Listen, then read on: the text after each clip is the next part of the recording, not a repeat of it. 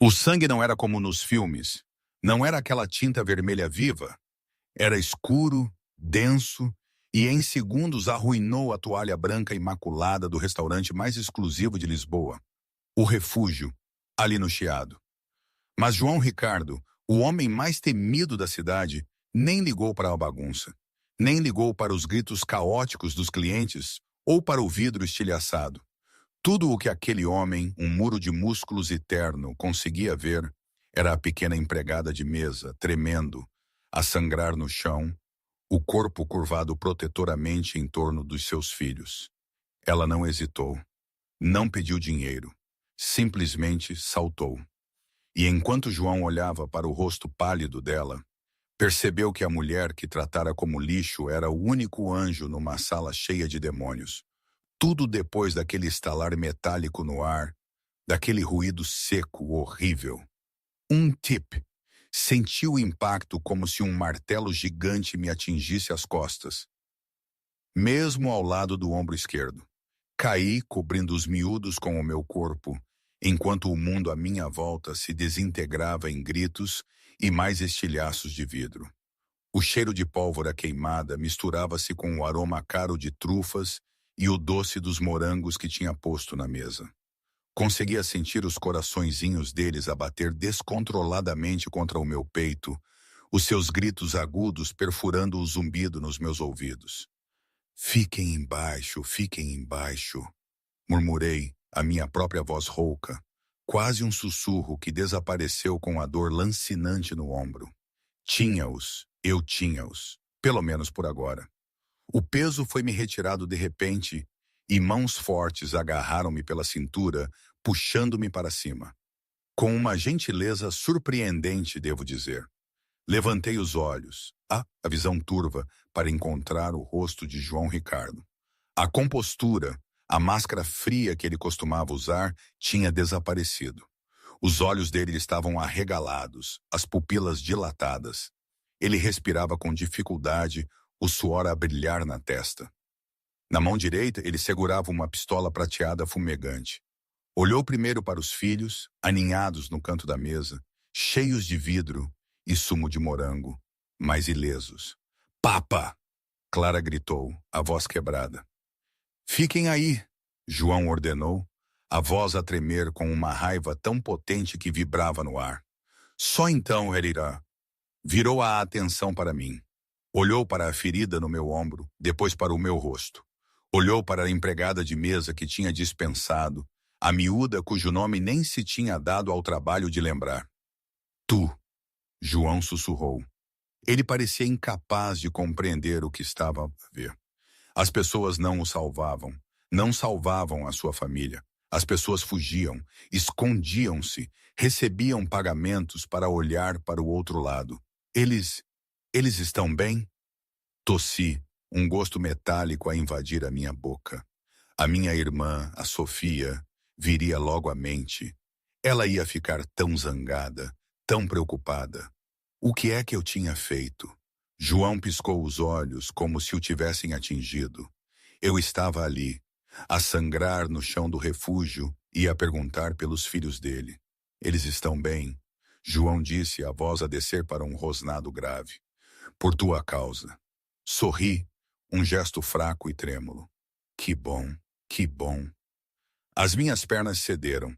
João agarrou-me antes que eu atingisse o chão. Pegou-me nos braços sem esforço, ignorando o sangue que lhe encharcava o fato de 3.000 euros feito à medida. Patrão, temos de ir. A polícia está a 2 minutos de distância. O chefe de segurança dele, um homem gigante chamado Francisco, ou Chico, gritou apressando-se. O atirador foi abatido. Morte limpa, mas não sabemos se há uma segunda vaga. Para o Hospital da Lapa, João ladrou, virando-se para a saída da cozinha. Tragam o carro para os fundos agora. Patrão, não podemos levar uma civil, Francisco argumentou, agarrando o braço de João. Ela é um risco. Deixamo-la para os paramédicos. Se a levarmos, a polícia vai ligá-la a nós. É muito complicado. João parou. Olhou para mim. A minha pele estava a ficar cinzenta. Os meus olhos piscaram, prontos para fechar. Agarrei a lapela dele com uma mão ensanguentada, os nós dos dedos brancos. Por favor, sussurrei, a voz mal audível. A minha irmã, ela está sozinha. João olhou para Francisco. O olhar nos seus olhos fez o guarda de segurança gigante dar um passo atrás. Era o olhar de um homem que incendiaria a cidade para conseguir o que queria. Ela levou uma bala pelo meu sangue, João rosnou. Ela é o meu sangue agora. Levem-na para o Hospital da Lapa. Chamem Dr. Eduardo. Digam-lhe que se ela morrer, ele morre. Sim, patrão. João abriu as portas da cozinha a pontapé, levando-me nos braços por entre cozinheiros e empregados em pânico. Não olhou para trás para o caos que deixava. Segurou-me com força contra o peito. Fica comigo, ordenou ele, a voz feroz, perto do meu ouvido. Não morres hoje. Estás a ouvir-me? Isso é uma ordem. Eu queria responder, dizer-lhe que ele não podia mandar-me viver, mas a escuridão estava a avançar pelas bordas da minha visão. A dor estava a desvanecer-se, substituída por um entorpecimento frio e pesado. A última coisa que senti foi o tecido áspero do seu fato e a batida frenética do seu coração contra o meu. A última coisa que ouvi foi o uivo das sirenes ao longe e João Ricardo a praguejar em italiano. Então, tudo ficou negro. Eu sempre tive de ser invisível. A Ana Santos, a miúda que ninguém repara. É um mecanismo de sobrevivência que aperfeiçoei ao longo de 3 anos a trabalhar no refúgio, um daqueles restaurantes de alta cozinha no centro de Lisboa, onde uma garrafa de vinho custa mais do que o meu arrendamento mensal, ali nas traseiras de Alfama. Se eu fosse invisível, os clientes não podiam queixar-se de mim. Se eu fosse invisível, o gerente, um tirano suado chamado Sr. Silva, não podia gritar comigo por respirar torto. Ajustei o avental, estremecendo quando o tecido áspero roçou o hematoma na minha anca, uma recordação de ter esbarrado no congelador industrial mais cedo naquela manhã. Chovia lá fora, uma chuva fria e miserável de novembro que chicoteava as janelas do chão ao teto, com vista para a Avenida da Liberdade. Mas lá dentro o ar estava quente e cheirava a azeite de trufas e a dinheiro velho. Mesa 4 precisa de um novo bife do lombo. E para de sonhar, Santos. O senhor Silva, aquele porco suado, estalou, enfiando-me uma bandeja de copos de cristal nas mãos. Limpa a secção 2. Temos um VIP a chegar em 5 minutos. A segurança já está a fazer uma ronda lá atrás. Senti um arrepio que nada tinha a ver com a corrente de ar na cozinha. VIP. João Ricardo. O senhor Silva sussurrou o nome como uma maldição e está a trazer a família. Se deixares cair sequer uma colher, nem te des ao trabalho de voltar. A cozinha ficou em silêncio. Até o chefe de cozinha, um homem que atirava facas quando estava zangado, parou de cortar. Todos sabiam o nome. João Ricardo era o chefe do sindicato do crime Ricardo. Possuía metade das empresas de construção da cidade e todos os políticos. Era viúvo, implacável, frio e intocável. Engoli em seco, acenando com a cabeça. Precisava deste trabalho. As contas médicas da minha irmã, a Sofia, acumulavam-se na bancada da cozinha do nosso estúdio, ameaçando enterrar-nos a ambas. Eu serviria o próprio diabo se isso significasse manter as luzes acesas. 10 minutos depois, a atmosfera na sala de jantar mudou. Não foi um barulho. Foi uma pressão súbita e sufocante. 4 homens de fatos escuros entraram primeiro, os olhos a varrer a sala com precisão predatória. Posicionaram-se nos cantos da sala. Depois, ele entrou. João Ricardo era mais alto do que parecia nas fotos borradas de paparazzi. Usava um fato de 3 peças cor de carvão que lhe caía nos ombros largos como uma armadura. O cabelo era preto, puxado para trás severamente, revelando um rosto esculpido em granito. Maxilar quadrado, nariz reto e olhos da cor de um mar tempestuoso. Ele lhe era terrivelmente bonito. Mas era uma beleza fria, como uma arma em exposição. Mas o que me chamou a atenção não foi o homem, foi o que ele segurava. Ou melhor, quem ele segurava. Agarrada à sua mão esquerda estava uma menina com cabelo encaracolado escuro, e agarrado à sua direita estava um menino que lhe era idêntico, os gêmeos Pedro e Clara. Não deviam ter mais de 5 anos. Pareciam pequenos, frágeis e completamente fora de lugar no restaurante cavernoso e mal iluminado. João guiou-os para o lugar reservado na minha seção. Ele movia-se com uma graça protetora, defendendo-os do resto da sala com o corpo. Respirei fundo, alisei a minha saia e aproximei-me. Boa noite, senhor Ricardo. O meu nome é Ana e vou servi-lo esta noite. João não olhou para mim. Estava ocupado a arranjar o guardanapo no colo da filha. Água com gás. Tem gelo. Sumo de maçã para as crianças. O wagyu mal passado e macarrão para eles. Rápido. Dispensou-me com um aceno da mão, como se eu fosse uma mosca. Senti o choque da sua grosseria, mas forcei um sorriso que ele não viu. Claro. Ao virar-me, vi a menina, Clara, a olhar para mim com olhos arregalados e assustados. A menina tinha deixado cair o seu coelho de peluche, um bicho cinzento e gasto, com uma orelha partida. Estava debaixo da mesa, fora do alcance. João estava ocupado a digitar no telemóvel, a testa franzida de raiva. Não reparou no brinquedo a cair. Parei. Conhecia as regras. Não interagir a menos que me falassem. Mas o olhar no rosto da menina partiu-me o coração. Sem uma palavra, ajoelhei-me. Alcancei debaixo da mesa, apanhei o coelho e limpei-o suavemente. Aqui tens, querida, sussurrei, entregando o brinquedo à mão de Clara. Ele estava só a explorar. O rosto de Clara iluminou-se, um pequeno sorriso a surgir por entre a sua ansiedade. Obrigada, sussurrou ela. O que é que estás a fazer? A voz era baixa, perigosa e diretamente acima de mim. Congelei. Olhei para cima para encontrar João Ricardo a olhar para mim. O telemóvel dele estava na mesa. Os olhos dele estavam fixos nos meus e eram aterrorizantes. Ela deixou cair o brinquedo. Senhor, gaguejei, levantando-me rapidamente. Eu não queria que ela ficasse chateada. João estudou-me por um segundo demasiado longo. O seu olhar varreu o meu uniforme desgastado, o meu rabo de cavalo desgrenhado, as olheiras cansadas sob os meus olhos cor de avelã. Ele olhou para mim não como uma pessoa, mas como uma potencial avaliação de ameaça. Faz o teu trabalho, disse ele friamente. Não brinques às amas. Traz só a comida. Sim, senhor. Recuei para a cozinha, o coração a bater descontroladamente contra as costelas. Ele é um monstro.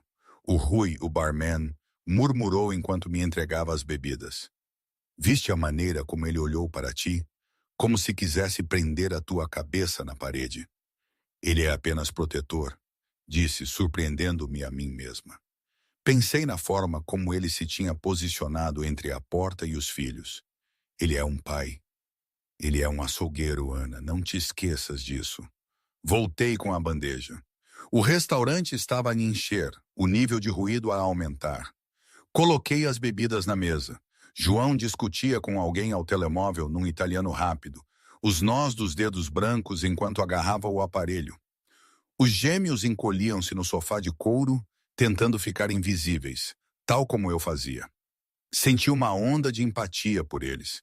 Ricos ou pobres, o medo parecia o mesmo. Coloquei uma pequena tigela de morangos à frente dos gêmeos.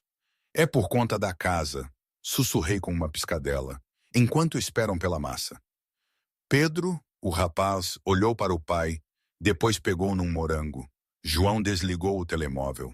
Olhou para os morangos, depois para mim.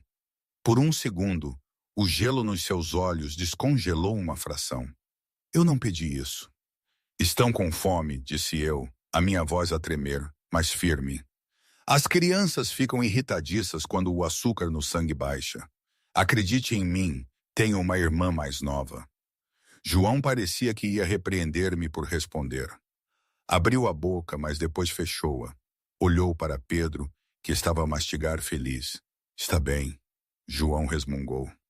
Sai. Virei-me para a estação de serviço a poucos metros de distância para registrar um pedido para outra mesa. Estava de costas para a janela, de frente para a sala de jantar. Foi então que o vi.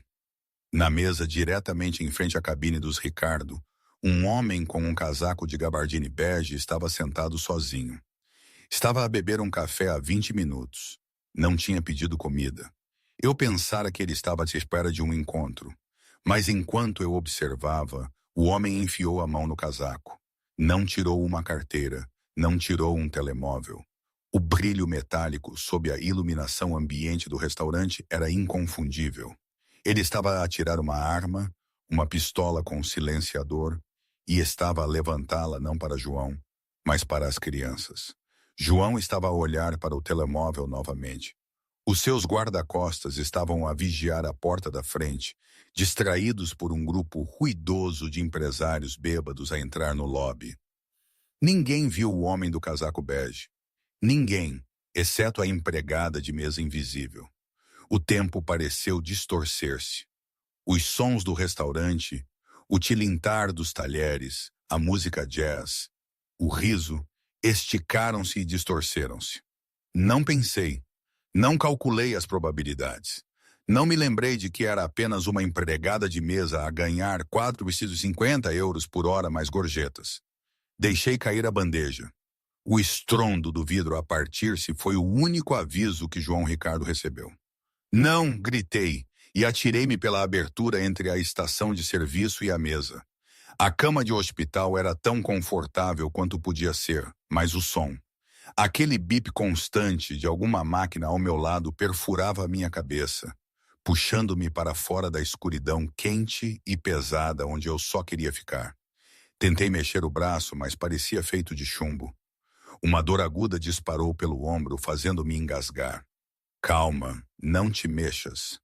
A voz era familiar, profunda, autoritária, mas mais suave do que me lembrava. Forcei os olhos a abrirem-se. A luz estava tênue. Eu não estava na enfermaria de triagem do Hospital de São José, onde as cortinas eram manchadas e o cheiro a lixívia não conseguia esconder o cheiro à doença. Eu estava num quarto que parecia mais uma suíte de hotel. Painéis de mogno, uma televisão de ecrã plano enorme, um sofá de couro e uma janela com vista para a arquitetura de Lisboa à noite. Virei a cabeça. Sentado numa cadeira ao lado da minha cama, iluminado pelo brilho de um tablet, estava João Ricardo. Ele tinha mudado o fato ensanguentado. Usava uma camisa social preta, as mangas arregaçadas a revelar antebraços cobertos de tatuagens intrincadas, videiras e espinhos a enrolarem-se em adagas. Ele parecia exausto. A barba por fazer sombreava o maxilar, e os seus olhos estavam avermelhados. Senhor Ricardo, pigarreei. A garganta parecia lixar. João pousou o tablet imediatamente. Serviu um copo de água de uma jarra de cristal e levou a palhinha aos meus lábios. A mão dele, notei, tremia ligeiramente. Bebe, disse ele. Bebi com avidez. Quando terminei, recostei-me nas almofadas, as memórias a voltarem. A arma, os gêmeos, o sangue, as crianças. Os miúdos, perguntei no instante seguinte. João olhou para mim. Recostou-se na cadeira cruzando os braços. Estão numa casa segura. Não pararam de perguntar por ti. Clara pensa que és a supermulher. Não sou, de todo. Consegui uma risada fraca que se transformou numa careta de dor. Sou só uma empregada de mesa que entrou em pânico. O pânico faz as pessoas fugirem, Ana, João disse. Ele usou o meu nome. Soou estranho vindo dele. Não as faz saltar para a frente de uma bala calibre 45. Levantou-se e caminhou até o pé da cama. Parecia um animal enjaulado, poderoso, inquieto e perigoso.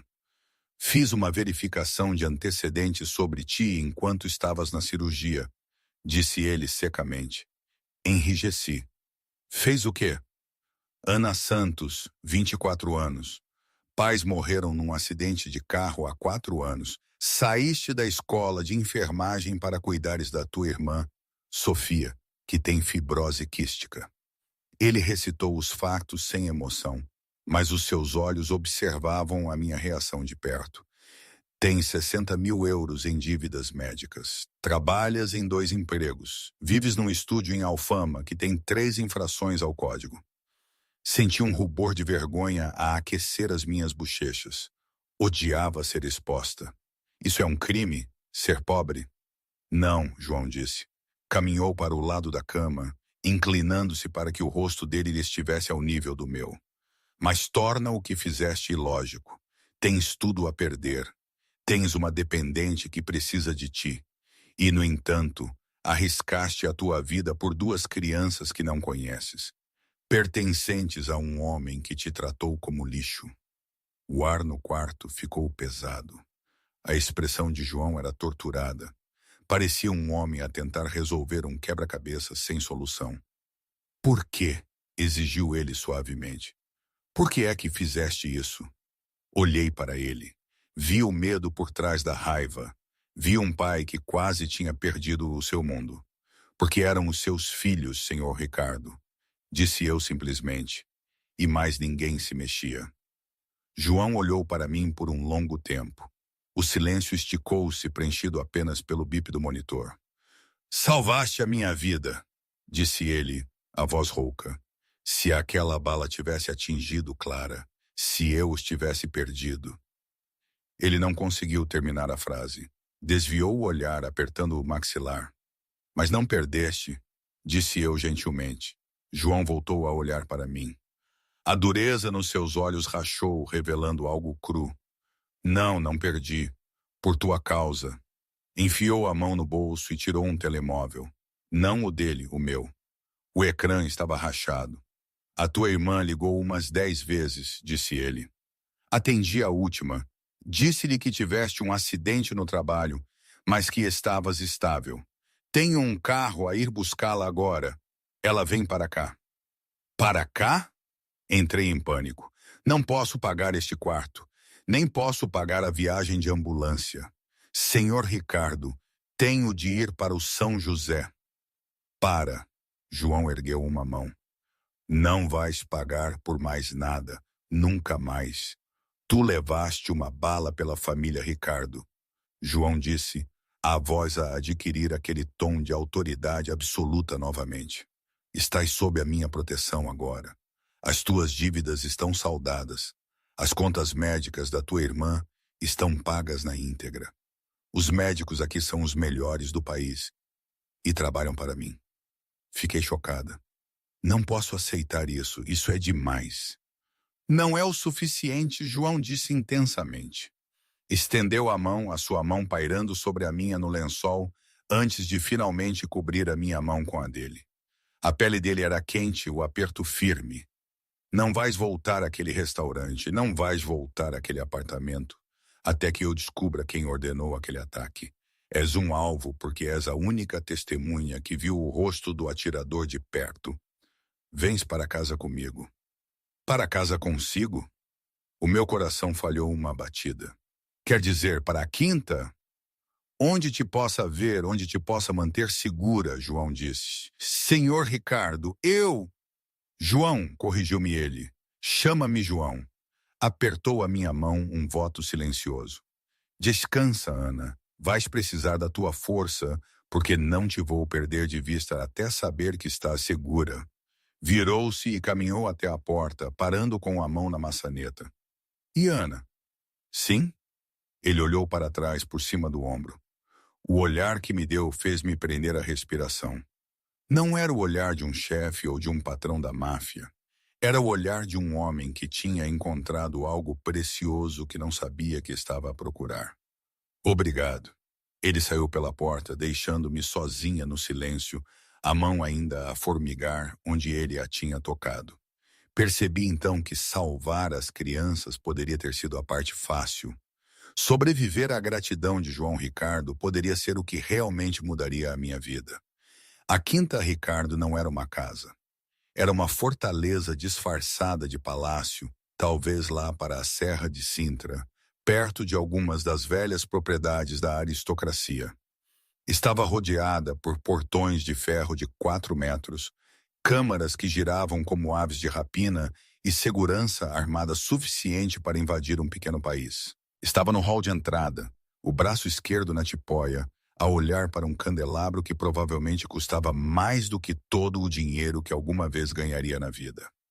Ao meu lado, a Sofia estava numa cadeira de rodas motorizada, um dos muitos presentes que João tinha encomendado, a olhar em volta com olhos arregalados e assustados.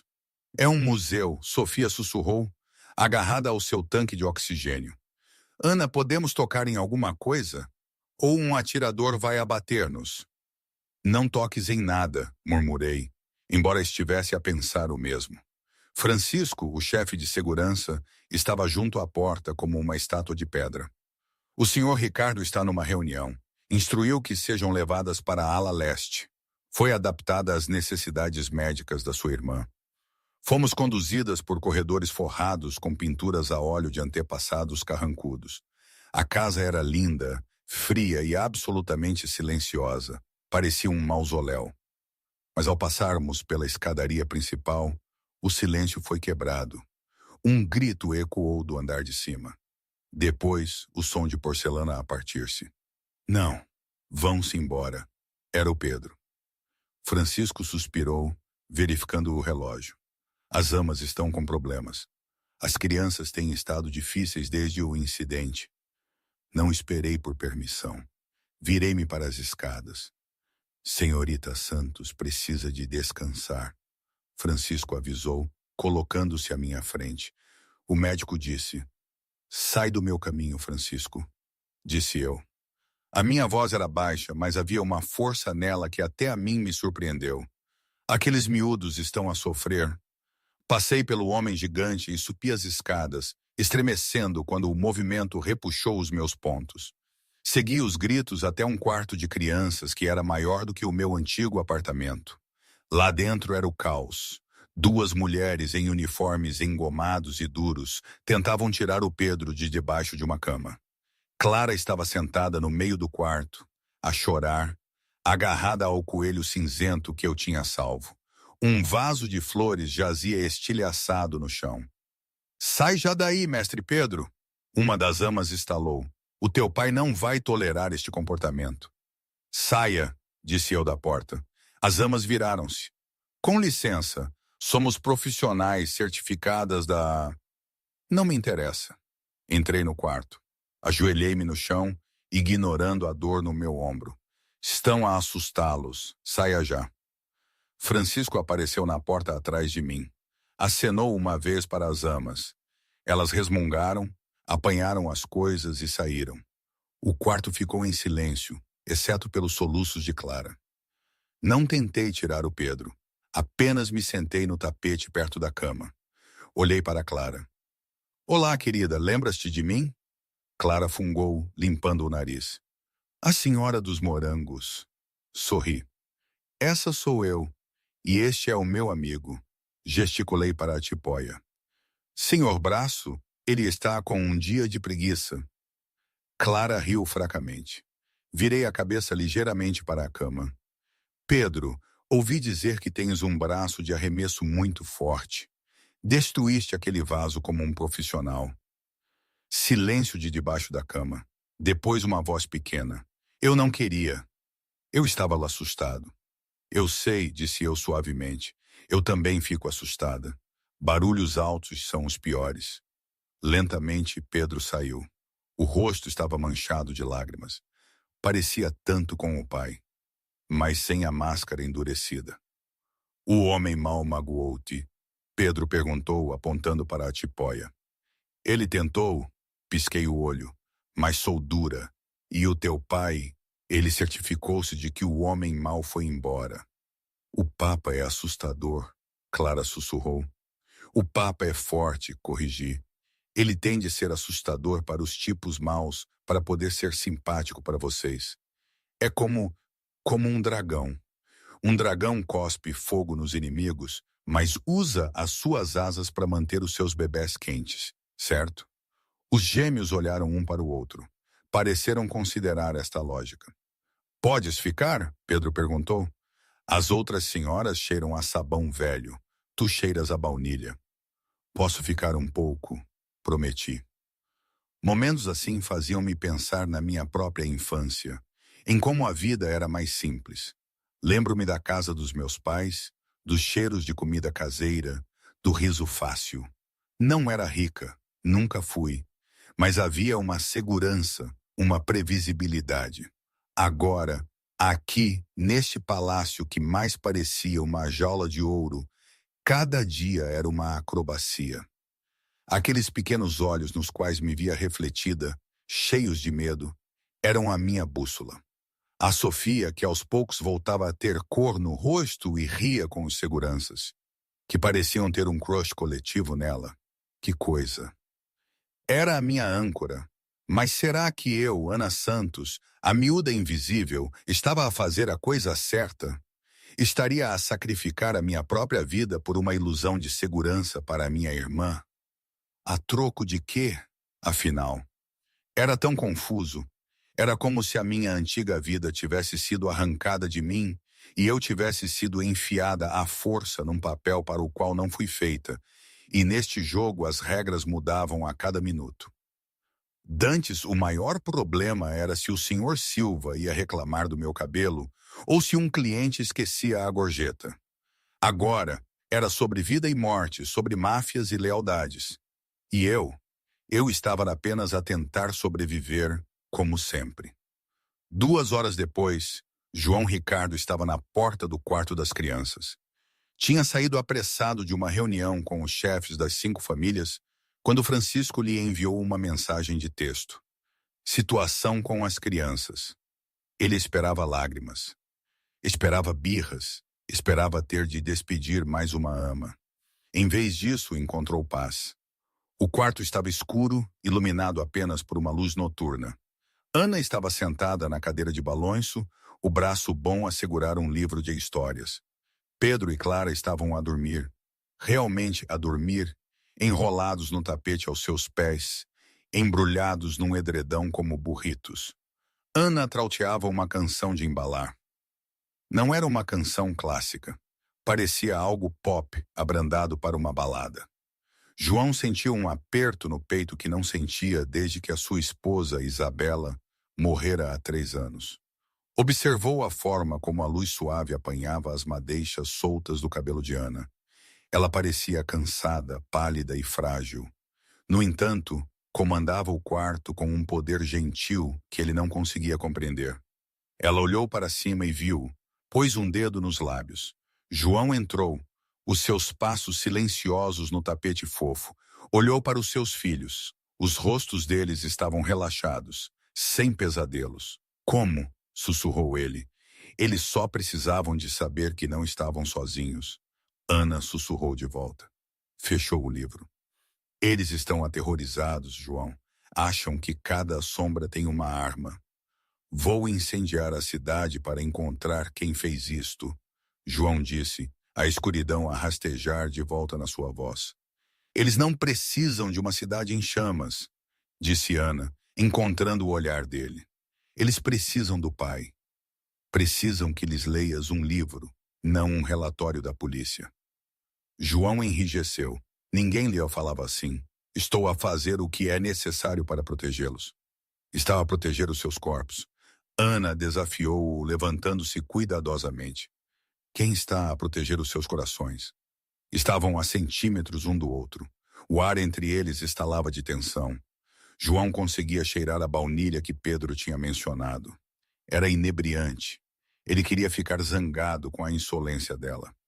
Mas não conseguia, porque ela tinha razão.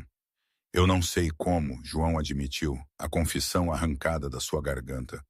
Eu esqueci-me como. A expressão de Ana suavizou-se. Estendeu a mão, pairando perto do braço dele antes de abaixar. Volta, senta-te com eles. Observa-os a respirar. Ela moveu-se para sair, mas João agarrou a sua mão boa. O seu aperto era elétrico. Fica, disse ele. Era a mesma ordem que ele dera no hospital. Mas o tom era diferente. Era um apelo.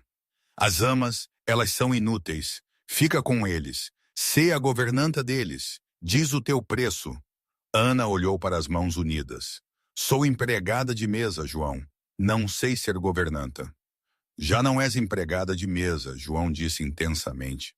És a única pessoa em quem eles confiam. E... Ele hesitou, os seus olhos cinzentos a sondarem os dela. És a única que não me olha com medo. Senti o coração a bater contra as costelas. Tenho pavor de si. Mentirosa, João murmurou. Deu um passo em frente, impondo-se sobre mim. Se estivesses assustada, terias fugido. Ainda estás aqui. A minha irmã precisa dos cuidados, desviei. É essa a única razão? Não consegui responder. A atração magnética do homem era avassaladora. Ele era perigoso, letal e quebrado. E eu tinha um péssimo hábito de tentar consertar coisas quebradas. Eu faço, sussurrei, pelos miúdos. João acenou lentamente com a cabeça. Não soltou a minha mão por um longo momento. Bom, começa lá amanhã. Francisco levará as tuas coisas para a suíte ao lado da deles. Ele soltou-me. Saí apressada do quarto, a minha respiração ofegante. Encostei-me à parede do corredor, tocando o peito. Tinha sobrevivido a um ferimento de bala, mas não tinha a certeza se sobreviveria a viver sob o mesmo teto que João Ricardo. 2 semanas passaram. A vida na quinta caiu num ritmo doméstico estranho.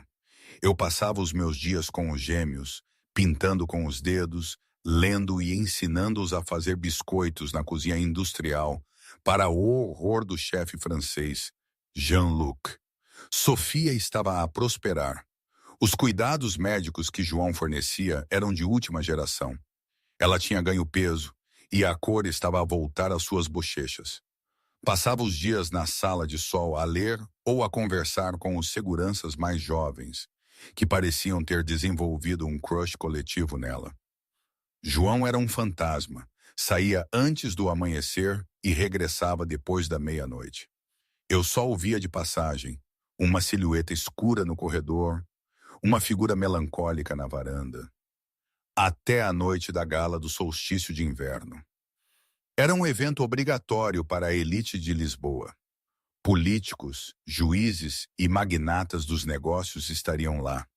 Era também, segundo Francisco, um viveiro de tubarões. Eu estava na sala de jogos a construir um castelo de Lego com o Pedro quando a porta se abriu. Uma equipa de 3 mulheres entrou, carregando sacos de roupa e malas de maquilhagem. Senhorita Santos, a líder, uma mulher direta chamada Cláudia, anunciou. O senhor Ricardo enviou-nos. Temos 3 horas. 3 horas para quê? Perguntei confusa. Para a gala. A senhorita vai. Levantei-me. Não, não vou. Sou a ama. Fico aqui.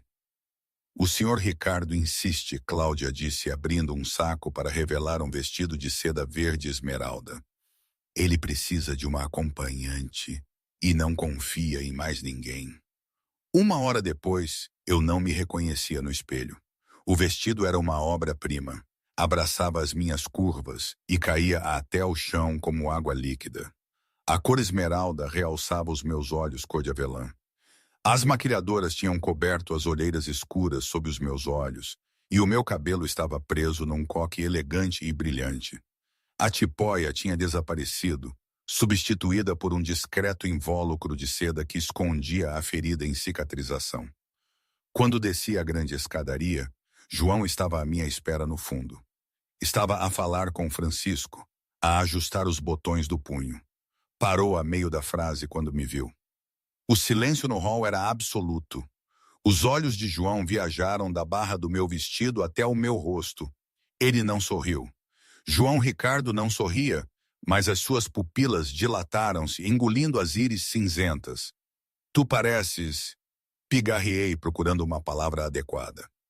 Revirei os olhos, descendo os últimos degraus. Encantador como sempre, patrão. Tenho de levar uma arma escondida, ou o vestido é letal o suficiente? João deu um passo em frente, oferecendo o braço. Com looks como esses, Ana, tu és a arma. Fica perto de mim esta noite. Não saias do meu lado, nem para uma bebida, nem para a casa de banho. As pessoas nesta sala, elas sorriem com os dentes. A gala decorreu na Fundação Calouste Gulbenkian, em Lisboa. Era um mar de diamantes, champanhe e risos falsos. Ao entrarmos, a sala ficou em silêncio. Todos os olhos se voltaram para João Ricardo e a mulher misteriosa ao seu lado. Senti o peso dos olhares. Estão a olhar, sussurrei. Deixa-os, João disse, puxando-me para mais perto do seu lado. A mão dele repousava na minha parte inferior das costas, um ponto de contato quente. Eles cheiram a medo. Anda como se a dona do lugar fosses tu. Nem posso pagar o estacionamento aqui, murmurei, mas endireitei a coluna. Durante a primeira hora foi um borrão de apertos de mão e ameaças veladas.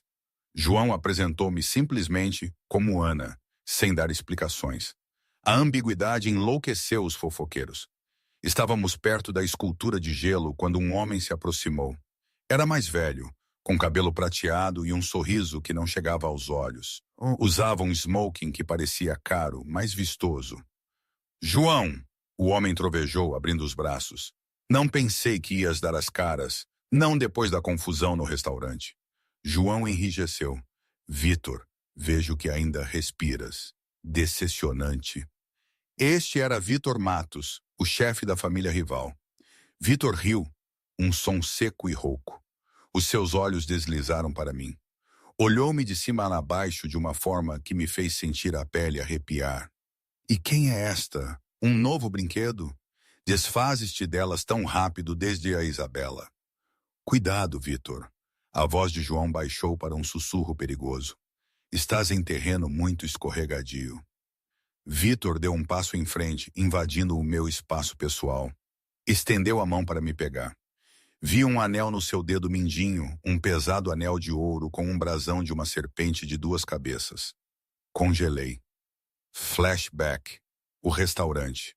O homem no casaco bege. Ele levantara a arma. Mas antes disso, alguém lhe tinha dado um sinal. Um homem sentado no bar. Ele tinha levantado a mão para ver o relógio no dedo mindinho. Um anel de ouro com uma serpente de 2 cabeças. Retirei a mão como se me tivesse queimado. Não me toques. Os olhos de Vitor semicerraram-se. Atrevida. Estamos de saída, João disse. Colocou uma mão nas minhas costas para me afastar, mas eu estava colada ao chão. Foi ele, sussurrei. João parou. O quê? O anel, sussurrei, a minha voz a tremer. O homem no bar, o que deu o sinal ao atirador. Ele usava daquele anel. João ficou imóvel. O ar à volta dele pareceu cair 10 graus. Virou-se lentamente para Vitor Matos. O sorriso de Vitor vacilou. Ele viu a realização nos olhos de João. Viu o predador a despertar. João, espera! Vitor começou. Tu visaste os meus filhos, João disse. Não era uma pergunta. Era uma sentença de morte proferida numa sala cheia de gente. Vitor entrou em pânico. Estalou os dedos. De repente, 4 empregados deixaram cair as suas bandejas e enfiaram as mãos nos casacos. Abaixem-se! João rugiu. Empurrou-me para trás de um pilar de mármore assim que o primeiro tiro soou. A gala dissolveu-se em pandemônio. Gritos, vidro a partir-se. Os ricos e poderosos atropelavam-se como ratos. João puxou uma arma de um coldre escondido debaixo do seu casaco. Respondeu ao fogo derrubando um dos falsos empregados. Francisco, assegura a saída! João gritou para o seu intercomunicador. Ana, olha para mim! Agarrou o meu rosto, as suas mãos cobertas de sangue de outra pessoa. Corre para a cozinha, a saída de trás. Francisco está lá com o carro. Vai! Não te vou deixar, gritei por cima do tiroteio. Tens de ir. Se te apanharem, tem alavanca contra mim. Vai! Ele empurrou-me para as portas de serviço. Tropecei, subindo o vestido e correndo. Entrei na cozinha, esquivando-me de chefes em pânico. Cheguei à doca de carregamento, mas Francisco não estava lá. Em vez disso, uma carrinha preta travou bruscamente. A porta lateral deslizou. 2 homens com máscaras de esqui saltaram. Tentei lutar, chutei, gritei, arranhei, mas eram demasiado fortes. Um deles prendeu um pano com clorofórmio sobre o meu rosto. O mundo inclinou-se.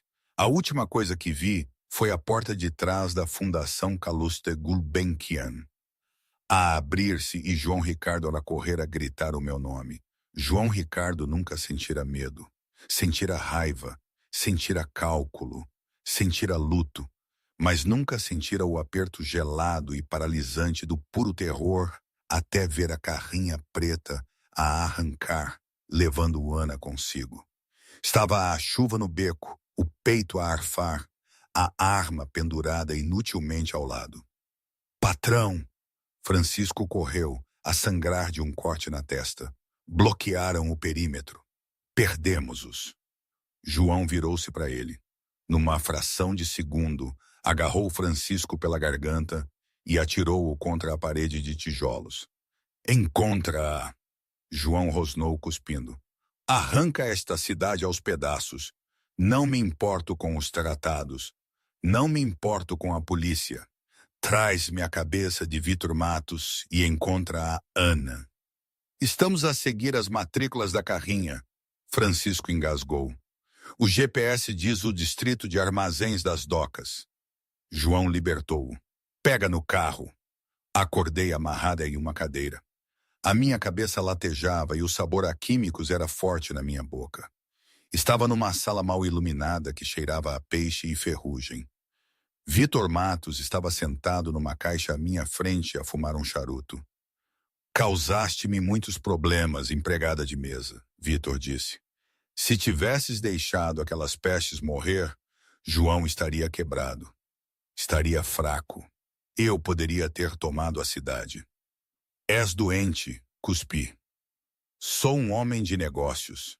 Vitor encolheu os ombros. E agora és a minha apólice de seguro. João trocará qualquer coisa pelo seu salvador. Ele não virá por mim.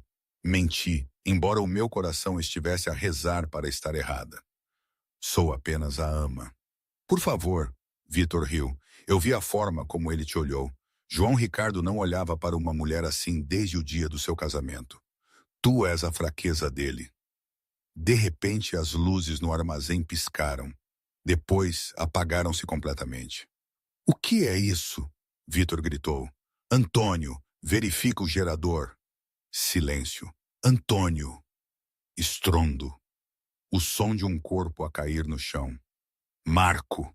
Vitor gritou, puxando a arma. Crac. O som de um osso a partir-se. Prendi a respiração. A escuridão estava viva. Conseguia ouvir movimento. Rápido, silencioso, letal. Não era uma equipa. Era um só homem. Vitor começou a disparar cegamente para a escuridão. Os flashes do cano iluminaram o terror no seu rosto. Mostra-te, Ricardo! Uma sombra destacou-se da escuridão atrás de Vitor. Não devias tê-la tocado. Uma voz sussurrou da escuridão. Vitor girou, mas era demasiado lento. João estava lá. Moveu-se com uma brutalidade aterrorizante de se ver.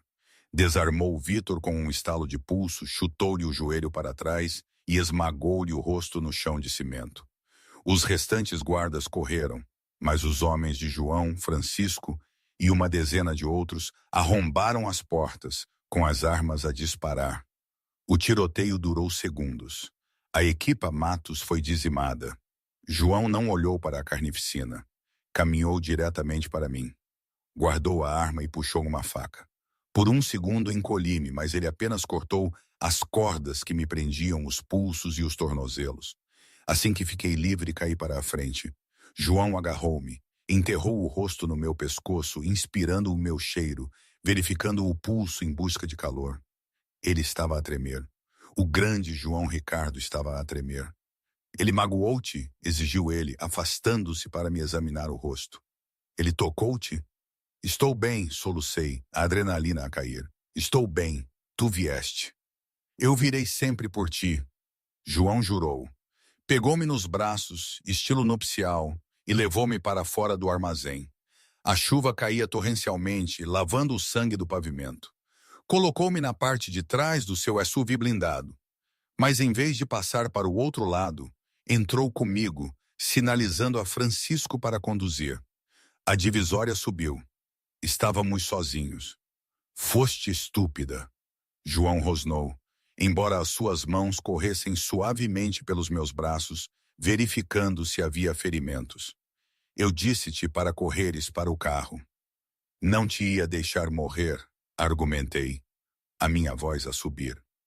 Não é isso que os parceiros fazem. Nós não somos parceiros, João gritou, batendo a mão no assento de couro. Sou um monstro, Ana. Olha para mim. Estou coberto de sangue. Esta é a minha vida. A morte segue-me. Devias ter ficado longe. Então por que me trouxeste para a tua casa? Gritei de volta. Por que me fizeste sentir segura? Por que olhas para mim assim? Porque não consigo evitar. João rugiu, olhou para mim, o peito a arfar. A raiva esvaiu-se dele, deixando apenas desespero. Porque sussurrou ele, tu és a única luz que me resta. Olhei para ele, o sangue na sua gola, a dor nos seus olhos. Não via um monstro. Via um homem que estava a afogar-se. Estendi a mão e acariciei-lhe o rosto. A sua barba, por fazer, era áspera contra a minha palma. Então não me largues, disse eu.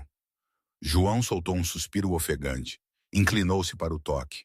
Então, incapaz de resistir mais, encurtou a distância. Ele beijou-me. Não foi um beijo gentil. Foi desesperado, faminto e possessivo. Tinha sabor a chuva, a perigo e a alívio. Derreti-me nele, envolvendo os braços no seu pescoço, puxando-o para mais perto. Por um momento, a guerra lá fora não existia. Havia apenas isto, o fogo entre nós. Quando finalmente nos separamos, sem fôlego, João encostou a testa à minha. Vou acabar com isto, prometeu ele, sombriamente naquela noite. Matos está acabado. As famílias vão alinhar. E depois levo-te a ti e aos miúdos para a costa italiana. Para algum lugar onde não nos possam encontrar. Sorri traçando o seu lábio com o polegar. Itália soa bem. O carro abrandou ao aproximar-se dos portões da quinta. Mas ao chegarmos à casa principal, algo estava errado. A porta da frente estava aberta. A voz de Francisco estalou no intercomunicador. Patrão, o alarme do perímetro está desligado. Alguém o desarmou por dentro. João gelou. Os miúdos. Abriu a porta antes que o carro parasse completamente. Correu para dentro de casa. Eu logo atrás dele. O hall de entrada estava vazio, sem guardas. Pedro! Clara! João gritou. Não houve resposta. Subimos as escadas para o quarto das crianças. A porta estava aberta. O quarto estava vazio. As camas estavam desarrumadas. Mas no chão, no centro do quarto, estava Sofia. Estava sentada na sua cadeira de rodas, de frente para a porta. Estava-se a chorar em silêncio. E atrás dela, uma arma apontada à cabeça da Sofia, estava um homem que eu conhecia. Um homem em quem tinha confiado. Não era um estranho. Não era um soldado Matos. Era o tio Salvador, o irmão do pai de João. O homem que se sentava nos jantares de domingo. O homem que trazia doces aos miúdos. Olá, sobrinho, o tio Salvador sorriu, revelando dentes amarelados. Devias ter mais cuidado com quem deixas entrar no galinheiro. Onde estão eles, Salvador? A voz de João era uma vibração baixa e aterrorizante. Onde estão os meus filhos? Seguros, Salvador disse. Por enquanto, desde que assines os papéis a entregar-me o território. Eu disse ao Vitor que era demasiado impaciente. Disse-lhe que a única maneira de matar um leão é roubar-lhe os filhotes primeiro. Dei um passo em frente. Por favor, deixe-os ir. Leve-me a mim em vez disso. Salvador riu. Oh, minha querida, tu és a razão pela qual isto foi tão fácil. João estava tão distraído com a sua linda anjinha que não reparou no seu próprio tio apagar os guardas do portão. Salvador armou o cão da arma contra a têmpora da Sofia. Larga a arma, João, Salvador ordenou. Ou a irmã morre primeiro. João hesitou, olhou para mim. Vi o terror puro nos meus olhos, não por mim, mas pela minha irmã. Lentamente, João baixou-se e colocou a arma no chão. Chutou-a na direção de Salvador. Rapaz esperto. Salvador sorriu. Agora vamos falar de negócios. O silêncio no quarto das crianças era ensurdecedor. O tio Salvador estava atrás da Sofia, o cano frio da sua arma encostado à têmpora dela. João Ricardo, o homem mais temido de Lisboa, estava de joelhos, despojado do seu poder pela ameaça à sua família. O monta-cargas! Salvador zombou, os seus olhos maníacos. Enfiei os gêmeos no velho poço de serviço. Os cabos estão enferrujados, João. Se eu não digitar o código, os travões soltam-se e eles caem 4 andares até o cimento da cave. Senti o sangue a esvair-se do meu rosto. Seu monstro, sussurrei. O tablet, Salvador ordenou, chutando um iPad na direção de João. Transfere os ativos, tudo. Depois dou-te o código. João moveu-se para cumprir, disposto a queimar o seu império para salvar os seus filhos. Mas eu vi algo que Salvador não viu. Sofia, aterrorizada, mas observadora, estava com a mão no seletor de velocidade da sua cadeira de rodas. Pôs no máximo. Cruzou os olhos comigo. Prepara-te, João, depressa! Gritei, dando um passo em frente para atrair a atenção de Salvador. Dale, recua! Salvador gritou, deslocando ligeiramente a mira para mim. Agora! Gritei. Sofia bateu o joystick para a frente. A pesada cadeira motorizada arrancou, embatendo nas canelas de Salvador com um estalo nauseabundo. Salvador uivou, a sua arma disparando descontroladamente para o teto enquanto perdia o equilíbrio. João atirou-se. Ele atacou Salvador, atirando-o contra a parede. Corre, Ana! João rugiu. Pega nos miúdos! Dispensa da cozinha! Não olhei para trás para a luta brutal que se seguia. Corri para a cozinha, agarrando uma pesada frigideira de ferro fundido. A porta da despensa estava pintada de forma a que não abrisse. Com um grito primal, balancei a frigideira, quebrando a fechadura, e abri a porta a pontapé.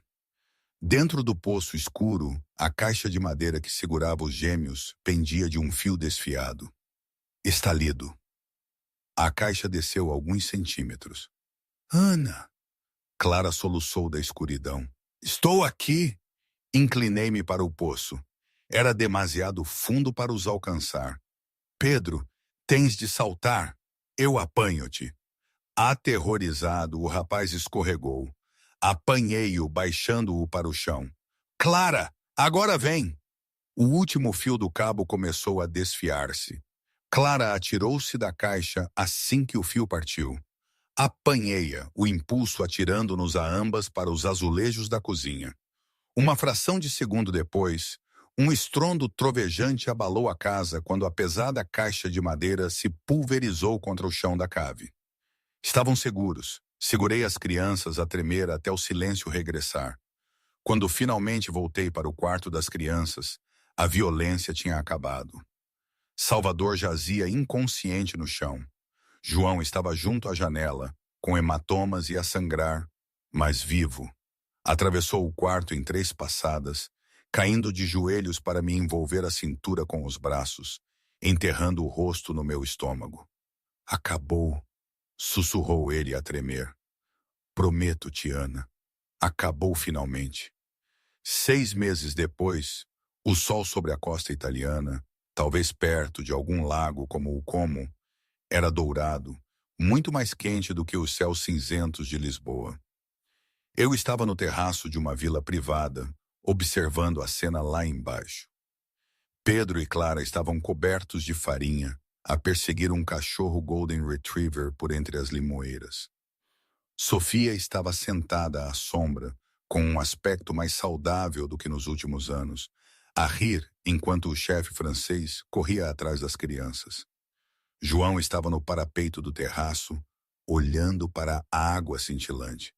A tensão que o definira durante anos tinha desaparecido. Ele usava uma camisa de linho, a postura relaxada. Ele ainda era um rei, mas tinha trocado o seu reino de cimento por um paraíso de paz. Aproximei-me dele, envolvendo os braços na sua cintura. A pensar no trabalho, na sorte. João virou-se, os seus olhos cinzentos suaves. Nas probabilidades de um homem como eu entrar num restaurante e encontrar um anjo. Não sou um anjo, sorri. Apenas teimosa. Tu és tudo, João disse. Enfiou a mão no bolso e tirou um anel. Platina vintage com uma safira azul profunda. Ajoelhou-se. Ana Santos, disse ele, a voz embargada de emoção, salvaste os meus filhos, salvaste a minha vida, mas principalmente salvaste a minha alma. Quero passar todos os amanheceres a provar que sou digno de ti. Casarás comigo? Olhei para o anel, depois para o caos feliz no jardim. Olhei para o homem que incendiaria o mundo para mantê-los seguros. Sim, sussurrei. 1000 vezes sim. Enquanto ele me beijava, Pedro gritou do jardim. Olha, o Papa está a beijar a Ana. Finalmente! Sofia aplaudiu, erguendo o copo. A luz dourada italiana, a empregada de mesa e o chefe da máfia estavam juntos. Não como uma tragédia, mas como uma família. E hoje? Sinceramente, nem sei bem o que pensar. Às vezes, penso que foi a melhor coisa que me podia ter acontecido. Aquela vida antiga, a de invisível, parece tão distante agora. Lembro-me do medo, da exaustão, das dívidas. E, em contrapartida, tenho este paraíso, estes miúdos maravilhosos, a Sofia com saúde e um homem que me vê, que me protege, que me ama de uma forma tão intensa que quase assusta. Mas, noutras alturas, a sombra espreita. Será que estamos realmente seguros? Aquela promessa de paz é duradoura? Ou será apenas um interlúdio antes de a escuridão voltar a bater à porta? A verdade é que João é um homem de muitas facetas, e mesmo aqui, na paz de uma costa italiana, sinto que estamos sempre num fio da navalha. Não é um felizes para sempre dos contos de fadas com uma garantia dourada. É mais um vamos ver o que o amanhã nos traz, com o coração na mão. É confuso, assustador e maravilhoso ao mesmo tempo. É a minha vida, no seu caos imperfeito.